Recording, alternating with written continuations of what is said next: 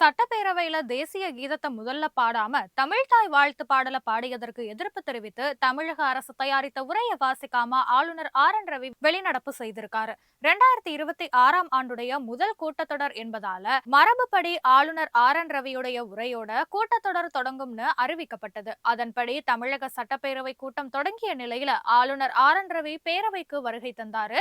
முதல்ல தமிழ்தாய் பாடல் இசையமைக்கப்பட்ட நிலையில அடுத்ததா தேசிய கீதம் இசைக்கப்படும் சிறிது நேரம் ஆளுநர் காத்திருந்த நிலையில உரையை தொடங்குமாறு பேரவைத் தலைவர் அப்பாவு ஆளுநர் கிட்ட கோரிக்கை வைத்தாரு. இதனையடுத்து உரையை படிக்க மறுத்த ஆளுநர் தொடர்ச்சியா தேசிய கீதம் இசைக்கப்பட வேண்டும் என்று கூறியும் அதை பின்பற்றாததால வருத்தம் இருப்பதா தெரிவித்துவிட்டு பேரவையை விட்டு வெளியேறியிருக்காரு.